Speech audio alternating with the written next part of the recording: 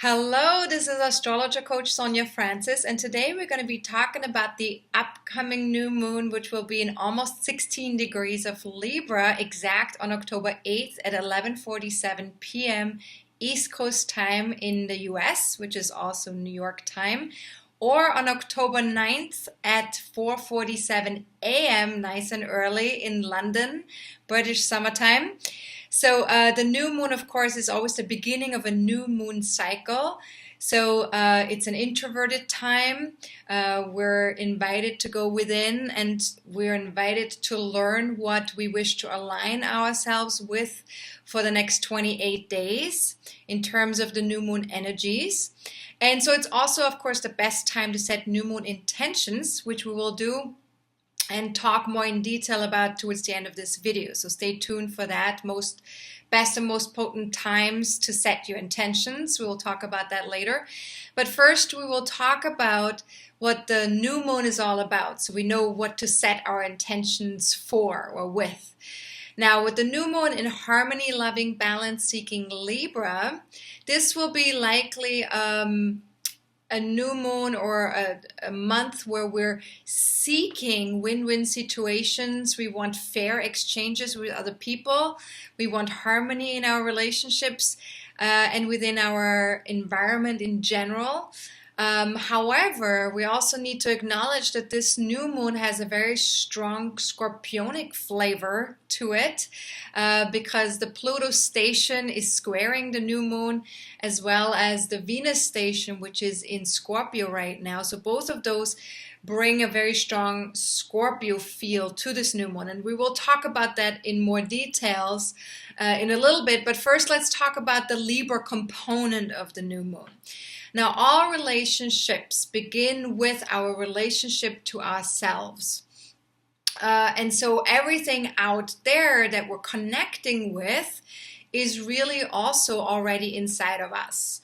So ideally speaking, interacting with another person is a co-creative, equal exchange where we both bring our own talents to the table and our own preferences. And we both feel centered within ourselves, yet we also, tune into each other. And also we're responding to the rhythms of life as well at the same time as we're interacting with one another. So ideally speaking, right? And of course, Libra is a very idealistic sign. It's a sign that, sees mentally, idealistically, what's possible, and it wants to strive for that ideal. And that's true for all air signs, right? So Libra, Gemini, and Aquarius, they're all air signs, and they all have this idealistic kind of striving that they're going for. Now, here are some useful questions that you can ask yourself for this new moon cycle, which is, where is the balance point in my life? And what comes up for me when I hear the phrase, the art of relationship? And these are really great questions to kind of like maybe journal on or meditate with, which is true for all my questions. And I always want to invite you guys to do that if that feels right to you. Of course, only if that's something that you want to do. And also remember that with all my questions in my videos, you don't have to answer all of them. You don't have to use all of them in your meditation or in your journaling. Use what resonates with you and leave the rest. Because these questions are really just so that you can get more in touch with what your personal connection is with this moon energy. Or with this lunation that we're talking about.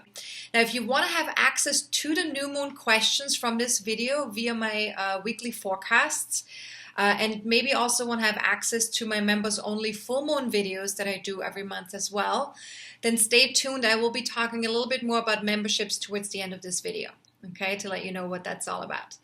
All right, now back to this new moon. Since Libra is the 7th sign in the zodiac, it represents a major turning point where we're invited to investigate ourselves through the lens of relationships when we relate one-on-one with other people. So this can be professionally or personally, any kind of one-on-one interaction. Now, whatever we haven't mastered of the previous 6 signs that come before Libra, we bring all of that to our relationship. So that's something to keep in mind, because that means that our relationships really are formed by all the previous stages that we've engaged in before we have even come to the side of relationships. So we would be attracting people into our lives who mirror back to us what our relationship with ourselves looks like. Because before we come to relationship, before we're even capable of connecting and interacting with other people, first there's the relationship with ourselves and the various stages of how we've come to relating to ourselves. And so this really invites us to see all of our issues, when we're like, relationships bring up the ability to see that and to resolve them and to become more whole and have a better relationship with ourselves ultimately. So ask yourself, where does emotional trauma or past experiences show up in my relationships? And what is asking to be cleared right now? What cellular memories might my cells now be ready to release? And what if harmony and peace were mine to create within me first? So, and these questions are really powerful questions. So I really want you to, if you can, sit with them, allow yourself to just marinate in these questions. You don't have to answer them right away, because these questions are big, right? I mean, these are like questions that involve sort of like a processing or thinking about or kind of like connecting with some of these energies from the past and what's been going on within our own process over the years. So take your time with these questions. There's no need to rush. And the last thing, of course, with this last question of harmony and peace, which Libra very much desires, it's important to remember that if we want that in our relationships with other people, we have to first know that we have it with ourselves as well. Because it's not going to show up with other people if it's not something that we're capable of giving to ourselves too.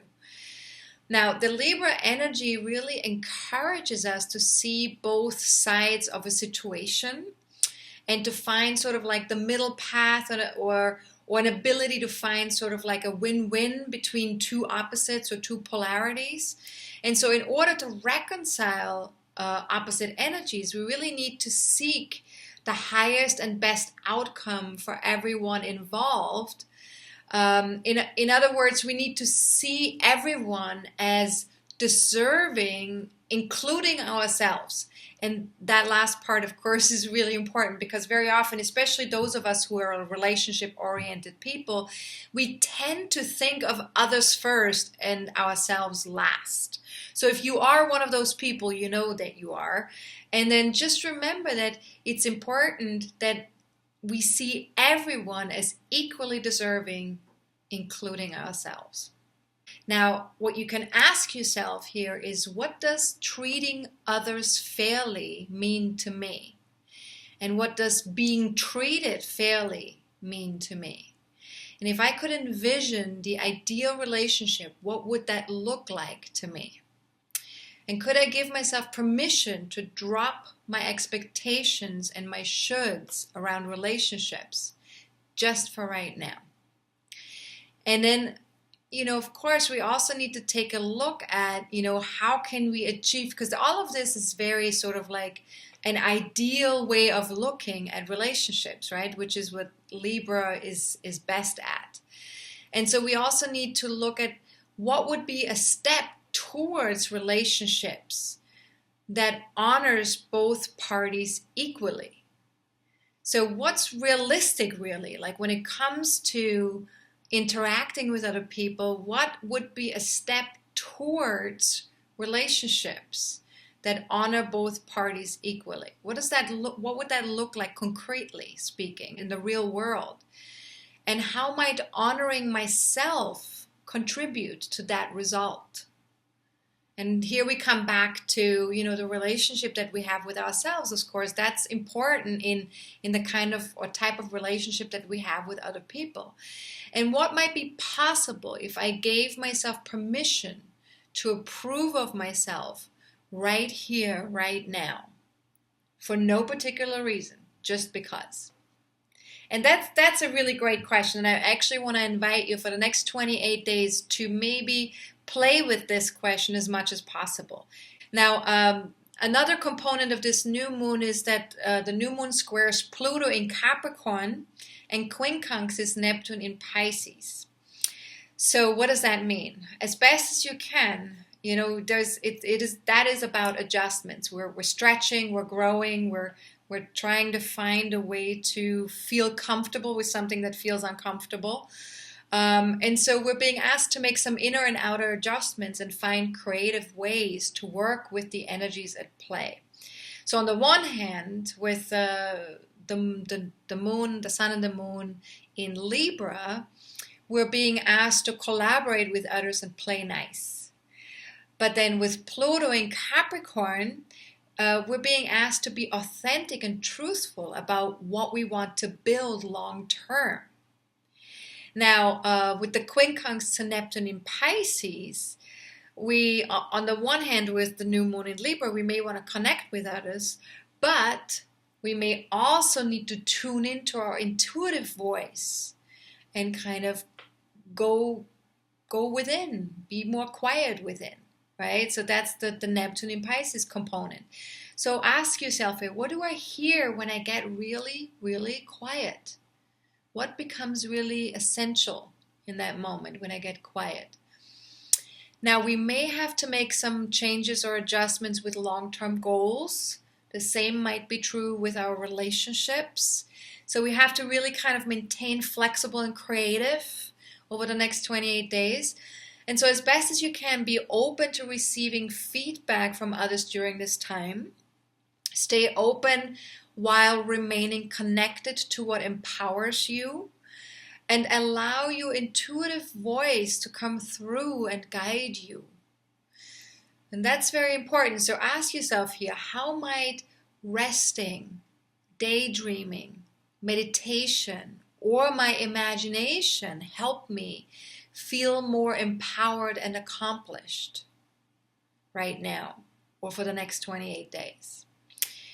And if you feel pressured into doing something or feel a power struggle build within your relationships, as best as you can, get centered and grounded, and then use your creativity to find some win-win situations with other people. And as best as you can, of course, also with this is, with Pluto, always when Pluto's involved, we want to watch out for, are we trying to protect ourselves, or are we keeping an open heart, an open mind? Are we staying open within the situation that's occurring? So ask yourself, what if this were a major growth opportunity in disguise? And what might be possible if I could bring 5% more acceptance to those parts of myself that I have rejected because I feared disapproval? And could I let go of wanting to control another person's experience so I can feel better myself?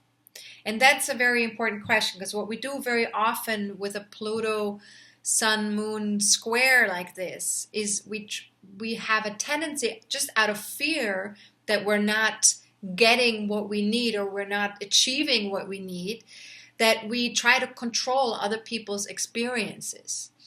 And we do this so that we can feel better, so we can feel less scared, we can feel less anxious. So could I let go of wanting to control another person's experience just so I can feel better myself? And what if fear was absent? What if fear was absent in this now moment?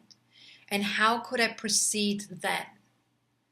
And so these three last questions, they're really important because I think that we very often we tend to do things out of fear that are disempowering to ourselves and other people.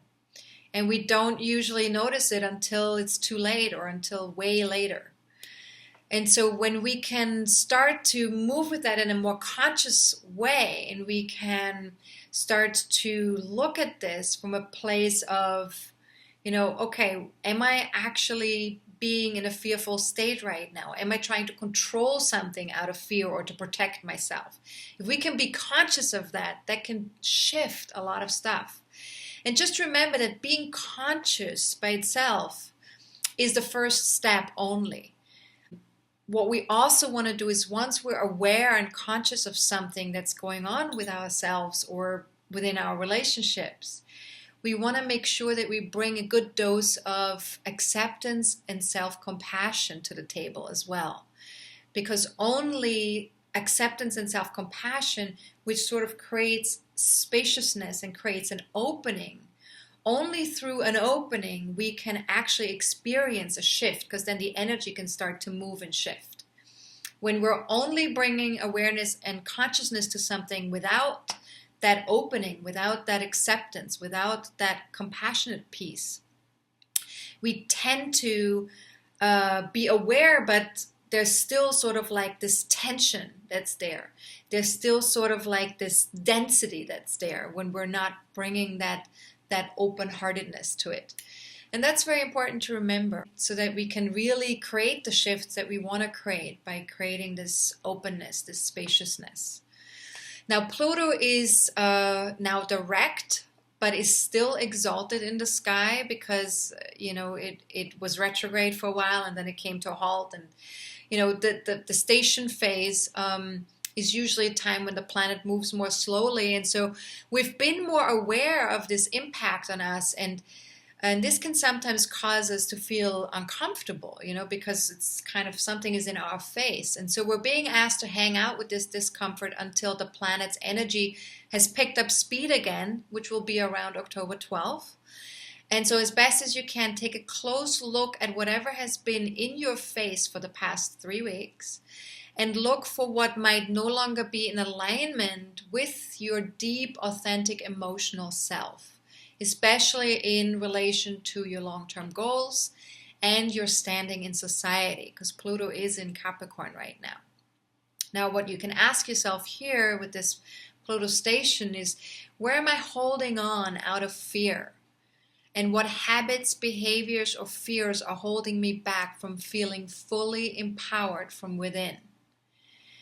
And so with Pluto, of course, the temptation very often is to obsess over our long-term goals out of fear that there won't be enough recognition or not enough progress or not enough concrete results or achievements or ability to provide for ourselves or others, etc. Right? So as best as you can, remember, you're always accomplishing things and making progress, always, even if it's not visible yet. Pluto tends to be a very slow-moving energy, so it takes time for us to truly come to that place of feeling fully empowered within that area of life where Pluto is currently transiting. Now, what's really important with Pluto in Capricorn is self-care. And the reason why this component is so important is because without it, we can't accomplish much. We're always behind the 8 ball. So ask yourself, what does self-care look like for me? What nurtures me? What nourishes me? What helps me bring my A game? And what roles do rest and recreation play in my ability to achieve my highest potential and play a meaningful part in society? And that's really an important question here, because when we rest and when we give ourselves time to kind of come back stronger, that is the place where we then usually can do our best, deepest work, right? And get really connected to what we feel passionate about, to what's meaningful to us, and how we can contribute in a very meaningful way to society. And so self-care, right? I keep saying this in a lot of my videos, but I keep coming back to it because it's an important component currently, especially because we have Pluto and Saturn in Capricorn right now. Now, another part of this new moon chart that it's important is Venus, of course, because Venus rules Libra. And Venus is currently in Scorpio and has just started her 6-week retrograde phase on October 5th. And so therefore she's still exalted in the sky as well. She's also stationing. And so Venus connects us to our heart chakra. And in this particular placement in Scorpio, it invites us to go deeper and to connect more authentically to our emotional body, especially when it comes to connecting with other people. So we're really being invited to go to a deeper place that is truthful for us on an emotional level. And so this will be a more internal, more intuitive process for the next 6 weeks after October 5th, asking us to reevaluate our motivations and desires in our intimate relationships and financial partnerships with other people. And so this gives us time to sort of like get realigned with the inner and the outer. And that's what retrograde phases are really there for. Now, superficiality is not going to be a big option with Venus in Scorpio. So we're really interested in digging deeper and going to a strong connective place with ourselves and others. And so the questions that arise here are, why am I attracted to certain relationships? How acceptable is it for me to share my deepest fears with others, my traumas from the past? How can I share this with other people? How acceptable is that for me? And what am I afraid to share? Where am I sort of like getting protective or self-protective around that? And how close is too close? And how close is not close enough when it comes to other people? And what are other people's motivations? Why are they in it? Why are they in a certain relationship? What are they getting from it? How can I keep my heart open whilst looking to empower myself and others? And of course, with Venus in Scorpio, there is definitely a trust thing going on as well. It's all about like, can I trust this interaction with this other person? Can I trust this relationship? Because it is such a deep connection that we're seeking, that trust plays a really crucial role in our relationships for the next 28 days. Now, Venus in Scorpio is definitely quite fearless when it comes to intimacy. And so we're intensely loyal at this time. And we will expect the same from our partners, from our various partners, whether that's business or intimate partnerships. So mistrust is an obstacle, right? So in forming a relationship at this time. So we have a need to cut through all the fluff as we can see others exactly for who they are. And we have a real ability right now with Venus in Scorpio to kind of like see through stuff. It's almost like we have X-ray vision of the heart, So as best as you can, honor this by being really straight with other people, be honest with yourself, be honest with others, and check your motivations around what you're being honest about. Like, is this motivation to be honest so you can have a deeper, more meaningful, more authentic connection with the other person? Or are you being honest to protect yourself or to kind of keep a certain distance or separation so that you don't have to go deeper? So you really want to check your motivations with anything that you're saying or doing or in what ways you're interacting with other people. Now, especially if it's someone you have or want to have a romantic relationship with. Now, what you can ask yourself here is, am I experiencing a lack of intimacy currently? Venus is retrograde right now and still stationing.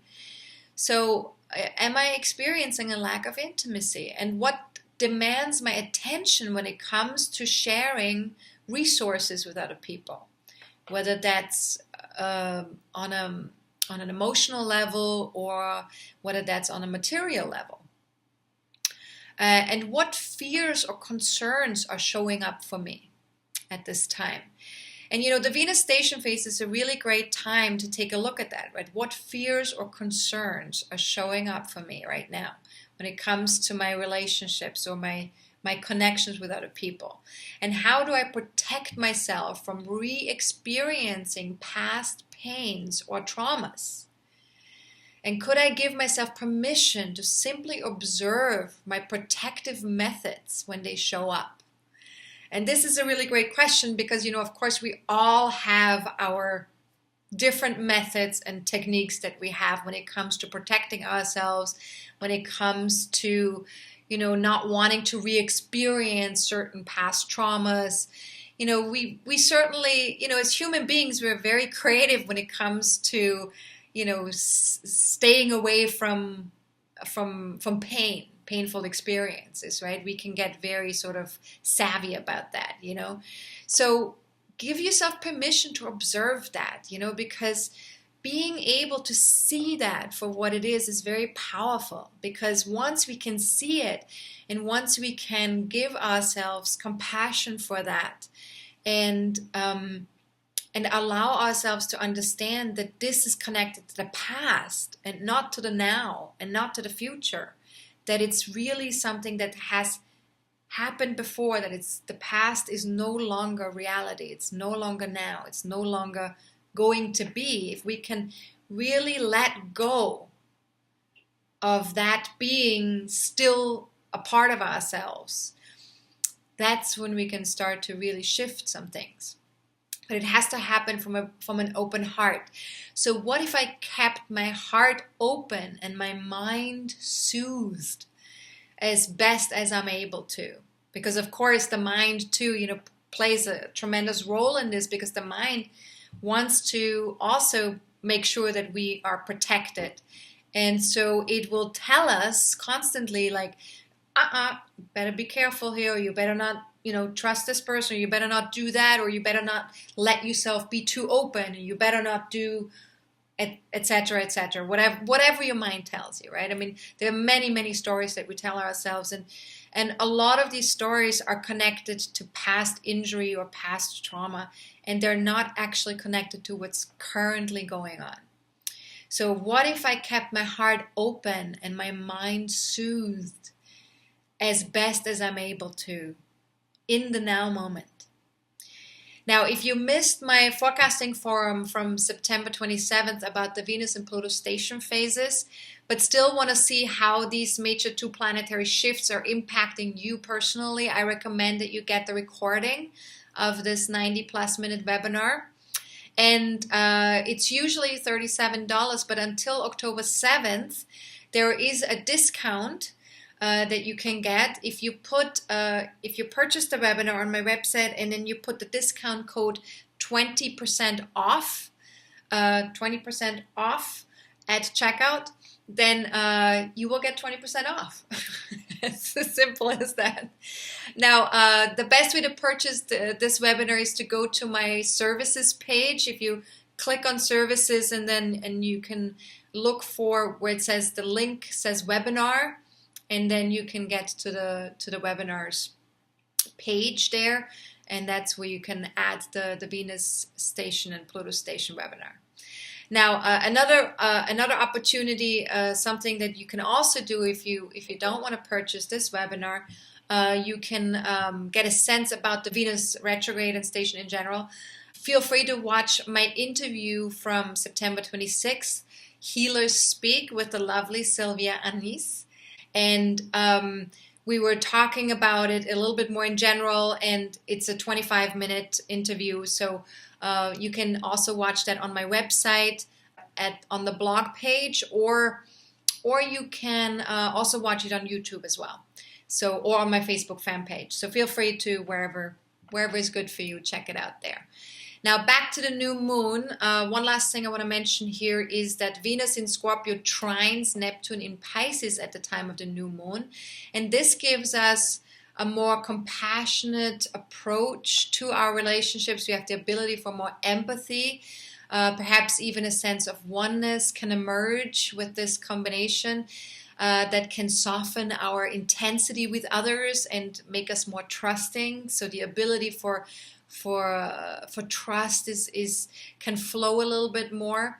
And it also inspires creativity and the feeling of being guided by our intuition. So we have a real ability to connect on a more spiritual level with other people. And gentleness with others is the best way to harness that energy, because with Neptune involved, of course, there's always sort of like a sensitivity that we're experiencing, especially in Pisces. And so this can be kind of a magical time on a romantic and social level. And if you're currently looking for a soulmate, then that might be a nice time to make these connections.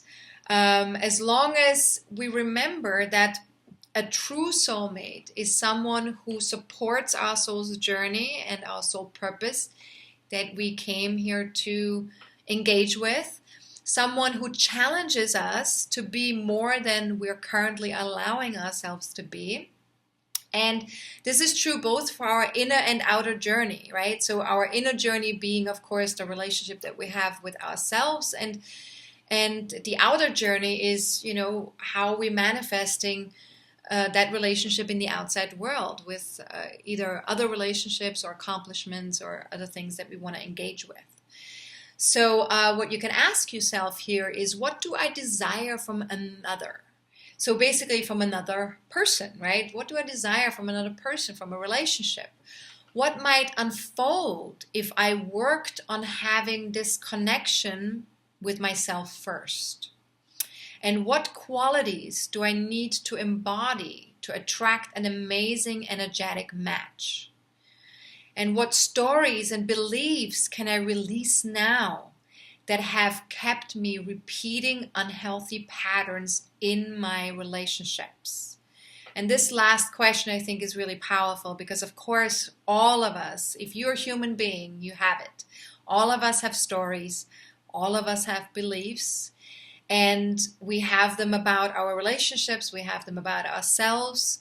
And so depending on how we grew up, depending on what our conditioning was, and so we tend to repeat certain patterns in our relationships because of these stories and because of these beliefs. And whether you're currently single or whether you're currently in a relationship is irrelevant. That's true for all of us. Really check in with yourself, like maybe journal on this or meditate on this. What stories and beliefs can I release now that have kept me repeating unhealthy patterns in my relationships? And remember to be gentle with yourself. Remember to be kind with yourself with anything that shows up, anything that you write down or anything that comes through while you're meditating. Be gentle and kind with yourself because these are part of your conditioning. This is something that you soaked up or that was given to you, through your family or through your peers or through your experience growing up, in school or even before school, right? So it's important to remember that this is not who you are. It's just something that you've soaked up. It's just something that you've made your own. You've started identifying with. But it doesn't mean that you have to continue identifying with it. It doesn't mean that you have to continue being that person. So yeah, this is a powerful question, I would say. And of course, to achieve unity, we have to integrate dichotomies, but usually we tend to identify with one end of a polarity and project the other out onto other people or groups of people. So we really want to take a look at that too and see, if there are polarities showing up within our relationships, which side of the polarity are we identifying with, and what's the side that we're projecting out onto other people. And this can be groups of people as well, because politically speaking, we tend to project stuff out onto other people quite often. And even if you're not politically engaged with anything, you're still doing it with groups of people that are other than you, right? Because there's something you identify with, and then everybody else is other than that. And sometimes we have judgments about that. So, but to achieve unity, we have to integrate, what the other is. What is that other? These judgments that we have about groups of people or something outside of ourselves, we want to take a look at them and see if we can maybe soften the judgments a little bit by bringing understanding to the fact that this is just another facet of a polarity or another extreme of another side that I have not fully integrated within myself to a certain degree. Now, if this new moon had a core message, it would be as within, so without, and to look inside yourself and own all your projections and ask yourself, what have I disowned or rejected about myself? Whether that be because of the way I was raised, whether that be because of my conditioning, whether that would be because of certain traumatizing experience or disempowering experiences that I've had in the past. What have I disowned or rejected about myself? And how do these traits show up in my relationships with others, both in a desirable or undesirable way? Because of course, what we project on others is not just stuff that we don't like about ourselves. Sometimes it's the gold in us that we project onto other people that we're not capable of owning, because it's just too good to be true, or that I'm not that, right? So if there are people in your life that you admire or that you adore, or that you feel like this sense of like, oh, I wish I was like that person a little bit more, that's also a projection. It's just a projection of something that we desire and that we think is not possible for us to embody. But what have I disowned or rejected about myself? And how do these traits show up in my relationships with others, both in a desirable and undesirable way? So check out both of those sides. And what if I brought 5% more consciousness to the abandoned and rejected places inside of me? And what if I sent them 5% more love? And of course, that's important, because the places in us that feel abandoned and rejected, they feel separate, they feel alone. And so if we give them love and appreciation and compassion and understanding, that helps these places to feel more integrated. And integration is ultimately what we want, because that creates wholeness, and wholeness creates empowerment. So as best as we can, we want to seek mutually beneficial relationships without compromising our essential self, our essential values and goals. And so you really want to also ask yourself, what does interconnectedness mean to me? And how is it different from codependency?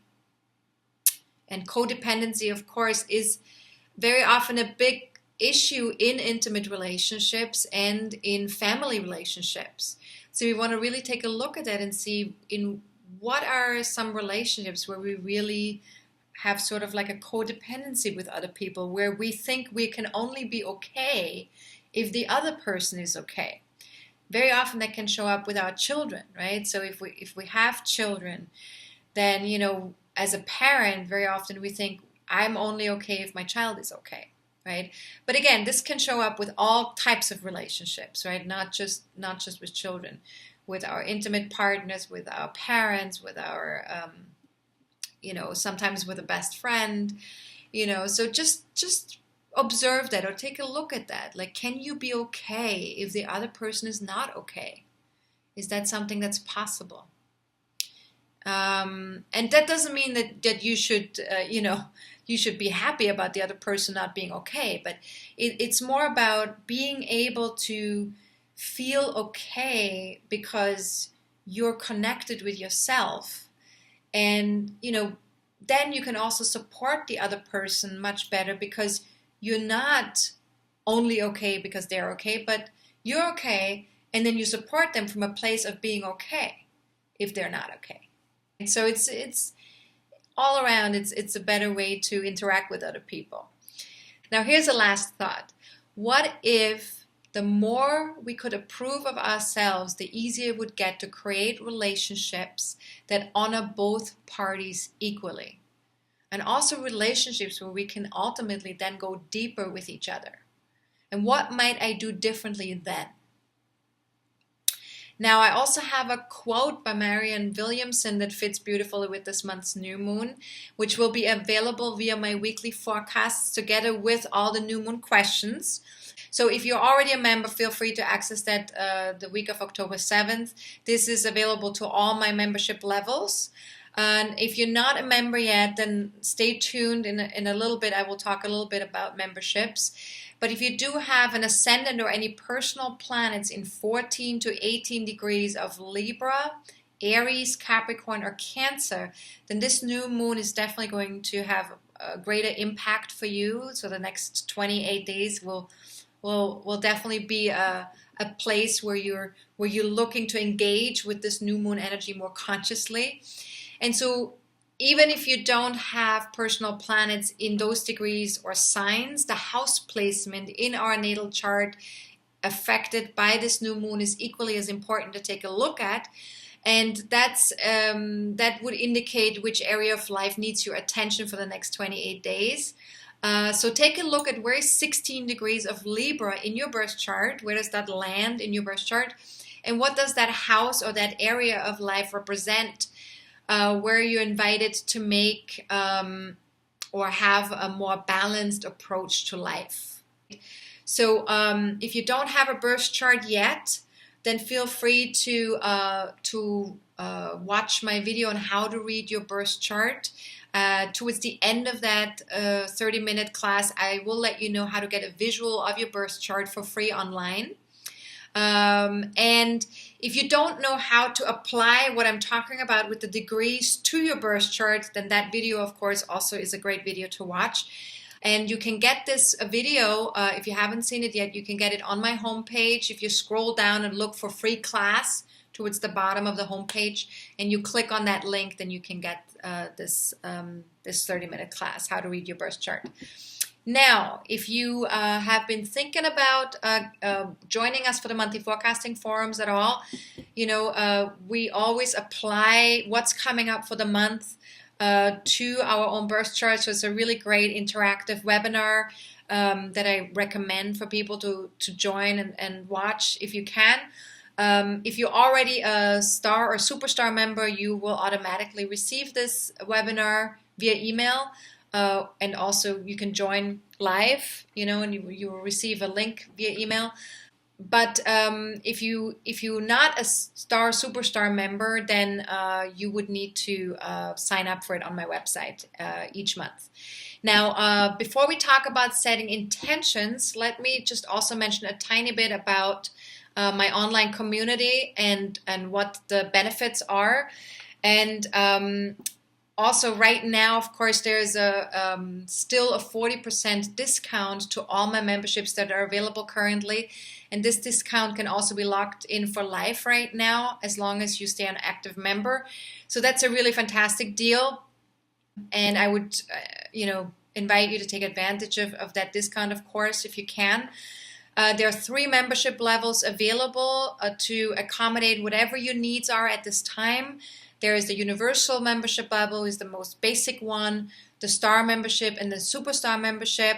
And each one of them gives you access to free astrology content all months long.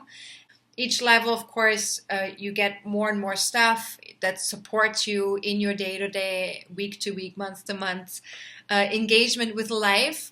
And each membership level is just a little bit more investment in terms of yourself, investing in yourself. And I would encourage you to take a look at it in that way, that you're actually investing in yourself by doing that. Now, the Star membership includes the monthly forecasting forum as well as all the other stuff that the Universal membership has. The Superstar membership includes monthly one-on-one coaching sessions and free readings one free reading per year, and many other things, including everything that the Universal and the Star membership includes as well. So feel free to check out all the details on my website, because obviously it's too much to mention in this video. But yeah, all of that is definitely something that I invite you to take a look at astrologercoach.com if you can, and just go to memberships, the link memberships, and just check there. There's a comparison chart at the bottom of the membership page that shows very beautifully, what the differences are between the 3 memberships.